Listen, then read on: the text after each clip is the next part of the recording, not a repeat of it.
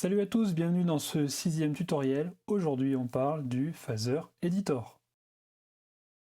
Pour accéder à cette vue, il faut cliquer sur Phaser ici dans votre onglet de droite et nous allons déjà commencer par réagencer notre vue. Je vais enlever Step Creator, Step Recipe et je vais mieux me placer mon Phaser Editor.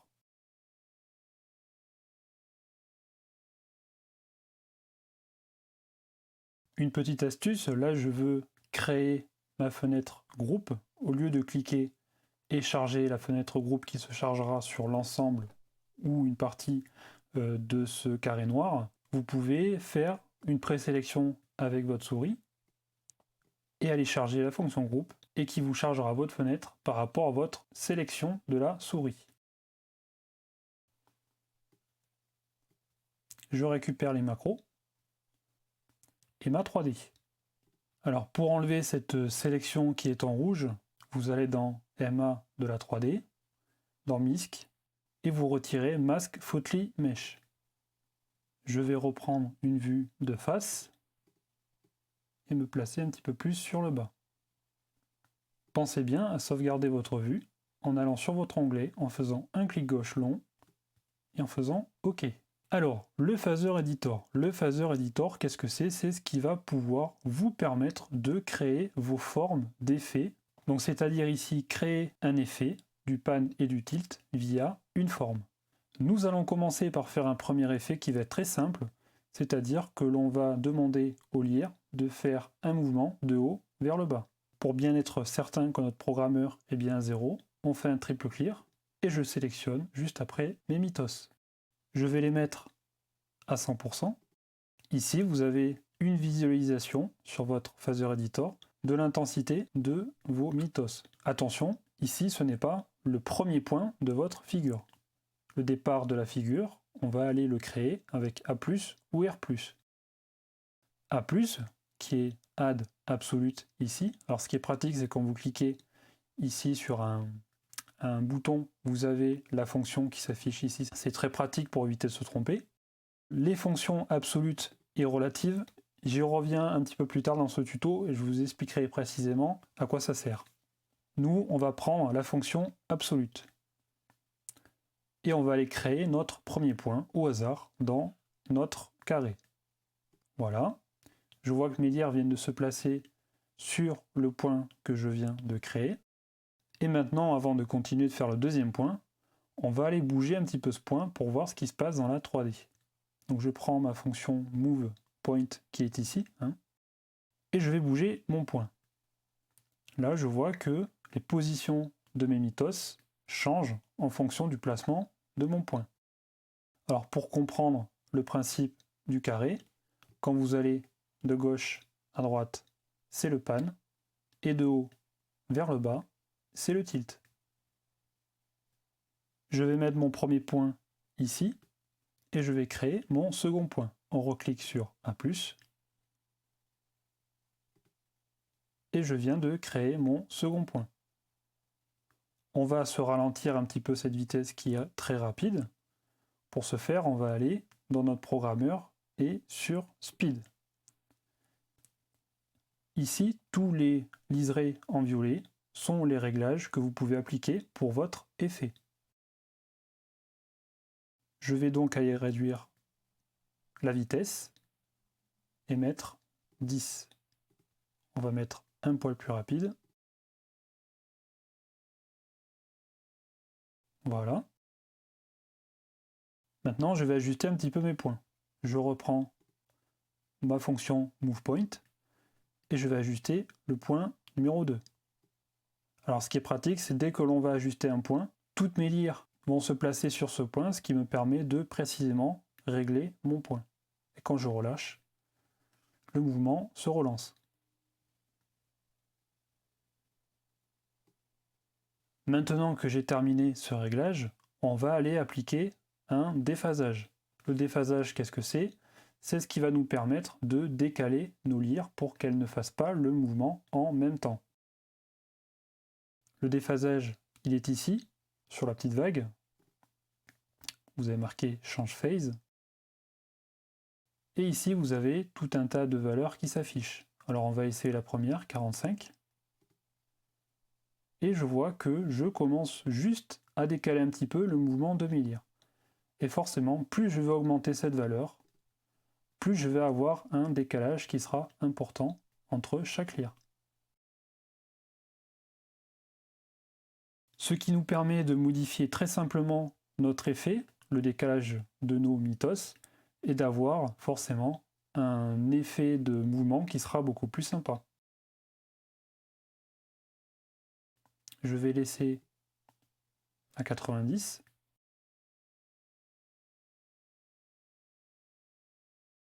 Je vais repasser en move point.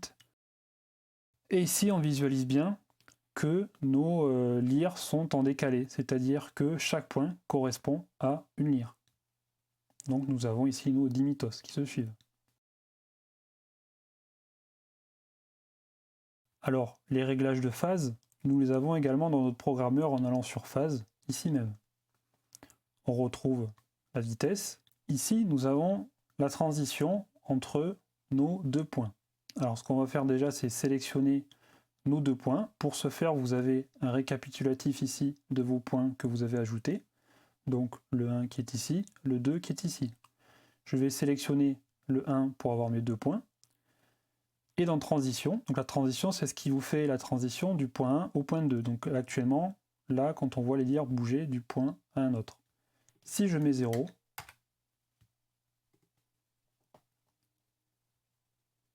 voilà, en fait, toutes les lyres passent d'un point à un autre directement sans aucune transition.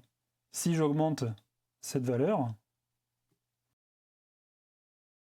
votre transition se fera un petit peu plus lentement, mais vous n'avez pas une transition complète comme au départ. J'augmente encore un petit peu. Voilà. Et quand je vais arriver à 100%, j'aurai une transition qui sera complète et sans à-coups. Ici, on a la taille de notre effet, mais pour cet effet-là, on ne va pas l'utiliser. Ici, dans désaccélération et accélération, vous allez pouvoir en fait donner encore un réglage plus précis à votre effet. Donc c'est-à-dire suivant les valeurs, dire à l'effet de ralentir à un point précis de son parcours ou accélérer à un point précis. Nous, on ne va pas utiliser ces fonctions-là, on va rester sur du simple. Je vais garder cet effet-là, qui me paraît très correct, et je vais l'enregistrer. Cette fenêtre-là, Preset All, on peut enregistrer dans cette fenêtre. Mais attention, cette fenêtre enregistre entièrement ce que vous avez d'activé dans votre programmeur. C'est-à-dire que là, je vais à la fois enregistrer mon mouvement, plus les dimmers à 100% de mes mythos. On pourrait éventuellement récupérer notre preset position et enregistrer nos effets de mouvement sur la position. Et comme ça, on aurait uniquement le mouvement d'enregistrer et non le dimmer, parce que la position enregistre uniquement les valeurs du pan et du tilt. Pour ce tuto-là, on va aller utiliser une fonction pour retirer le dimmer pour éviter que ça soit enregistré dans la fenêtre All, qui est le filtre. Alors le filtre, à quoi ça sert? C'est ce qui vous permet de retirer des choses que vous ne souhaitez pas enregistrer. Comment accéder au filtre? Le filtre, vous allez dans Add, ici, et vous cliquez sur Add Filter. On retrouve tout ce que nous avons dans notre programmeur. En jaune, c'est tout ce qui est d'actuellement sélectionné. Et en rouge, ce qui sera enregistré. En violet, ce sont les zones où vous avez votre effet d'activer. Moi, ce qui ne m'intéresse pas, c'est ce fameux dimmer. Je vais donc cliquer sur dimmer ici. J'ai donc bien désélectionné mon dimmer. Je fais enregistrer, store, et je vais cliquer sur un preset dans All. J'ai donc bien enregistré mon preset, mais uniquement le mouvement, sans prendre en compte le dimmer. On peut vérifier, je fais un triple clear, je reprends mes mitos et j'enclenche de nouveau mon effet. On voit bien que l'effet se lance, mais sans allumer mon dimmer. Ce qui me permet de pouvoir avoir mon mouvement et uniquement mon mouvement sur un preset et de pouvoir à côté garder mes presets éteints, allumés, etc. pour pouvoir garder la main sur le dimmer. Je vais rallumer mes lyres. Voilà, je vois bien que mon mouvement est actif. On peut, si on le souhaite, modifier notre figure, donc l'ajuster ici, et je vois que je peux mettre à jour mon preset, donc c'est exactement le même principe de mise à jour que l'on a vu dans nos précédents tutos. Donc je fais un clic gauche long pour mettre à jour. Voilà, j'ai mis à jour mon effet.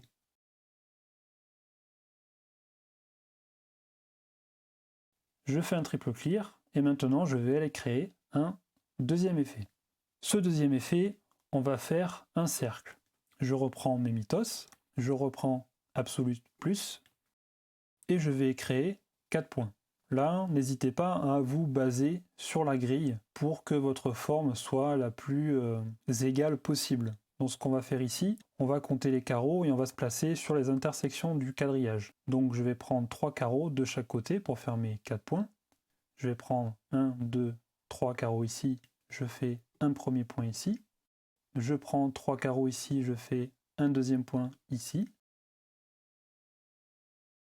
Voilà, je viens de créer 4 points. Ce que vous remarquez là, c'est qu'on a fait un losange, mais que techniquement, le losange se rapproche de la forme cercle. Ce qui nous manque réellement, c'est de pouvoir arrondir ces lignes. Pour arrondir ces lignes, on va utiliser la fonction moveHandles. La fonction moveHandles, c'est ce qui vous permet de faire justement cette déformation sur vos lignes. D'abord, à ne pas oublier, il faut impérativement sélectionner tous vos points, sinon vous allez uniquement faire le réglage sur un seul point, et c'est pas très pratique de devoir le refaire à chaque fois sur chaque point. On va prendre la fonction select ici, je vais sélectionner ma forme. Alors plusieurs façons de sélectionner tous ces points en même temps. On pourrait soit utiliser cette fonction ici qui sélectionne tous mes points directement, soit ici, soit ici. J'ai bien sélectionné tous mes points, je reviens sur la fonction et je vais aller cliquer sur un point et tirer, donc on va prendre celui-ci, et tirer de haut vers le bas et voir ce qu'il se passe. Voilà, là je vois que quand je vais vers le bas, je suis en train de créer une fleur, et quand je reviens vers le haut, j'ai mon cercle qui commence à apparaître. C'est là où il faut à peu près trouver l'endroit où on a un cercle le plus réaliste possible. Voilà, j'ai mon cercle. Et maintenant, je vais aller modifier un petit peu la taille de ce cercle et le rétrécir. Pourquoi, vous allez comprendre, je vais mettre mes lyres à full. Parce que là, actuellement, mes lyres vont éclairer l'arrière-scène et l'avant-scène. Moi, je voudrais uniquement que mes lyres soient sur l'avant de la scène. Alors on va toujours pareil réduire cette vitesse qui est trop rapide et mettre à 20. Alors pour rétrécir notre forme, on sélectionne toujours tous nos points et je vais dans Change Size, donc changer la taille. Je vais prendre un point ici et je vois que je peux modifier la taille de ma forme. Donc on va faire une taille à peu près comme ceci. OK. Là, on a juste rétréci la taille, on a toujours ce problème que les lyres partent à l'arrière. Pour que les lyres soient uniquement sur l'avant, eh bien on va déplacer cette forme.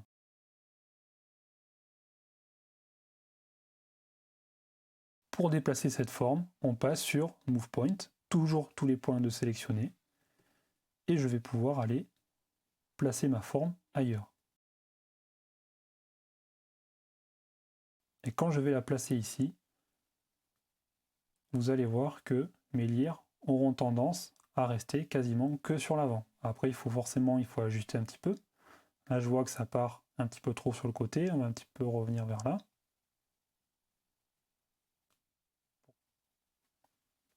Voilà, je pense qu'on est pas mal.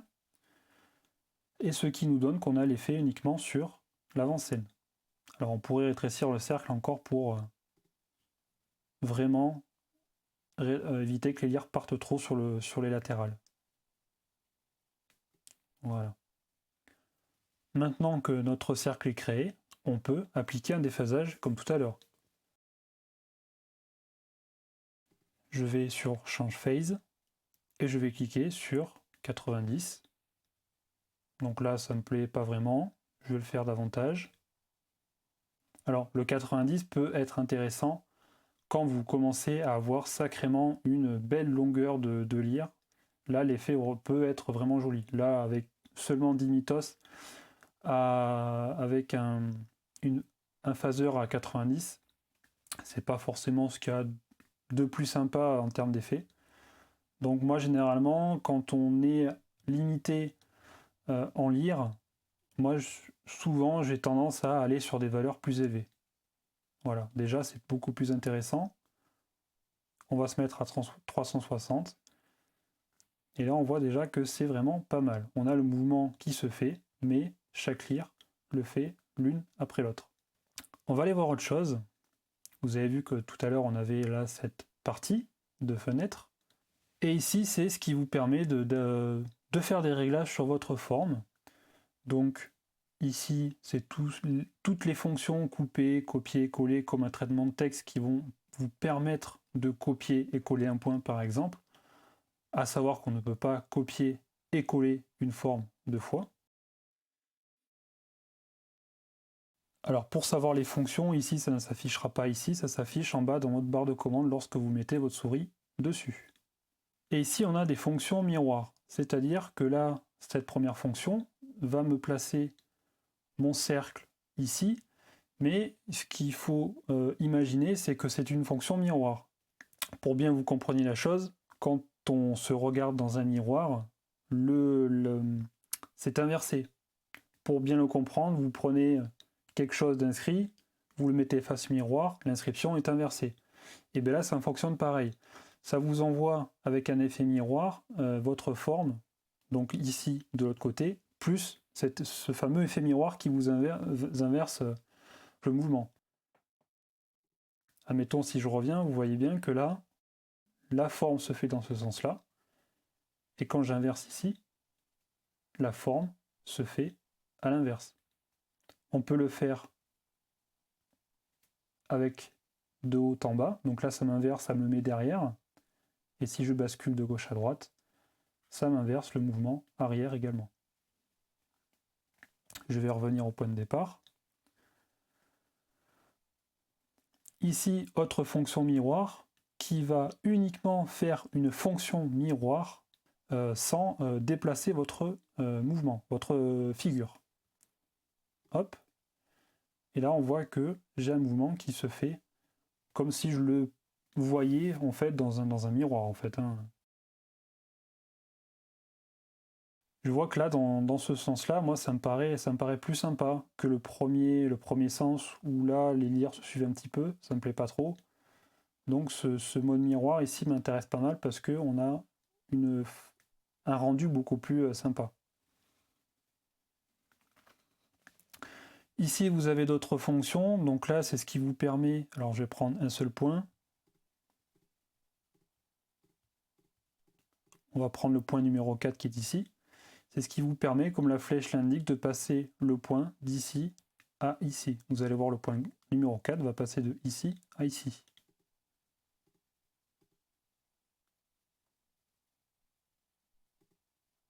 Alors forcément, ça nous dérègle tout, hein, là. Non. Mais on voit bien que le point 4 ici passe d'ici à ici. Ici, c'est ce qui vous fait une rotation de la lyre. Alors, ça ne vous bouge pas la lyre, mais vous change le mouvement, donc le sens de la lyre. Donc on voit que le point 4 passe d'ici à ici, ou à autre part. Et ici, c'est ce qui vous permet, lorsque que vous bougez votre zone, de replacer cette zone ici. On va laisser ça comme ça, et on va enregistrer. Alors toujours pareil, je fais hâte, Add Filter et je désélectionne mon dimmer pour ne pas l'enregistrer.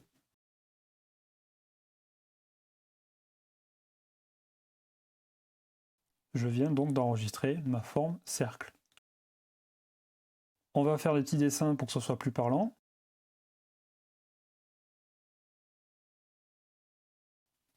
Je fais un triple clear, je reprends mes mythos et je vais essayer mes deux effets. Je remets Add Full. Et je vois que je peux passer d'un effet à un autre. Alors là, vous voyez que la transition se fait directement. C'est pas très joli si vous avez besoin de passer d'un effet à un autre en plein live en utilisant ces fonctions preset. On peut, comme on l'a vu dans un précédent tuto, appliquer un fade sur nos presets.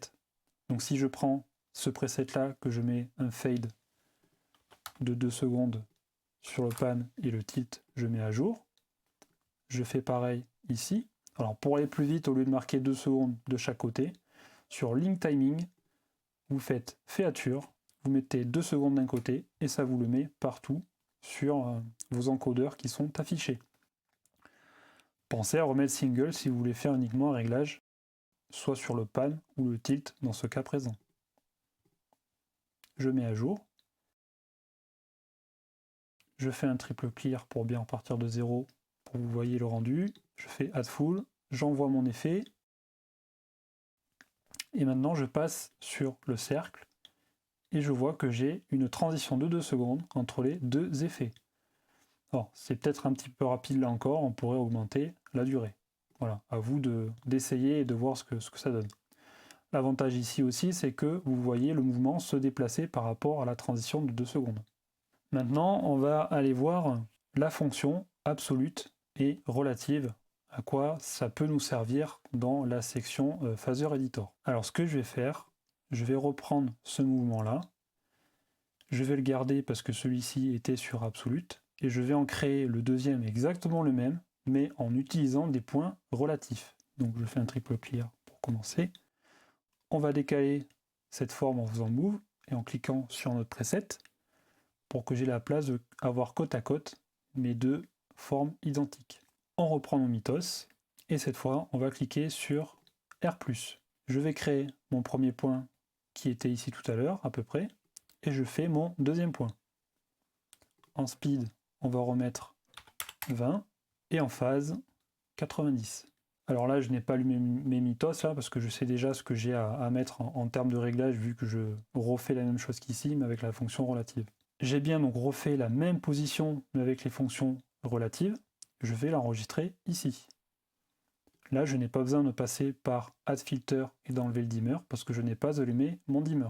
On va renommer et mettre relative. On va mettre ici absolute en plus. On fait un triple clear. Et maintenant, je vais ouvrir ici ma fenêtre preset position que nous avons créée dans les précédents tutos. Je reprends mes mythos, je les mets à 100%. C'est là où on va voir la différence entre un effet en absolu et un effet en relatif. Je vais prendre ma position centrale. Et maintenant, je vais enclencher mon effet absolu. Voilà, je vois que mon effet se fait tel que je l'ai créé sur les positions. Et maintenant, je vais refaire la même manipulation, mais en enclenchant l'effet relatif. Donc j'ai resélectionné mon point central ici, et j'enclenche relatif. Et ce qui se passe ici, c'est que votre mouvement se fait toujours de bas en haut, mais en prenant en compte votre placement des lyres qui est vers le centre. On le voit bien ici, mes lyres sont placés vers le centre, et le tilt fait toujours son effet de bas en haut. Vous l'avez donc compris, un effet qui va être en absolu prendra toujours la priorité sur vos positions.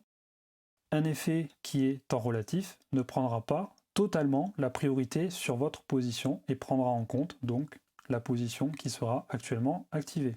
Et cette technique de absolute et relative fonctionne pour tout un tas d'autres choses.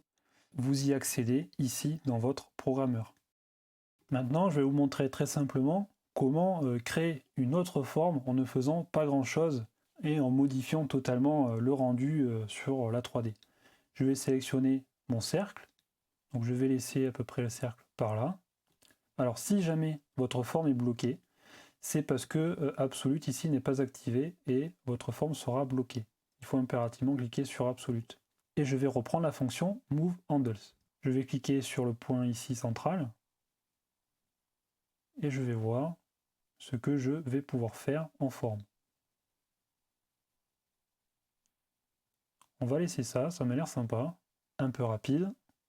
On va passer à 10 et je vais enregistrer cette nouvelle position. Alors d'abord, je vais vérifier un petit peu ce que ça donne. Alors ça me paraît bien. On va changer la taille et changer le placement. Voilà, ok, et j'enregistre.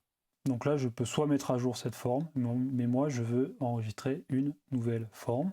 Donc je fais bien Add, Filter, et j'enlève le dimmer si je souhaite enregistrer dans All. Cette manipulation n'est pas nécessaire lorsque j'enregistre dans Position, parce que la position, pour rappel, enregistre uniquement vos réglages pan et tilt.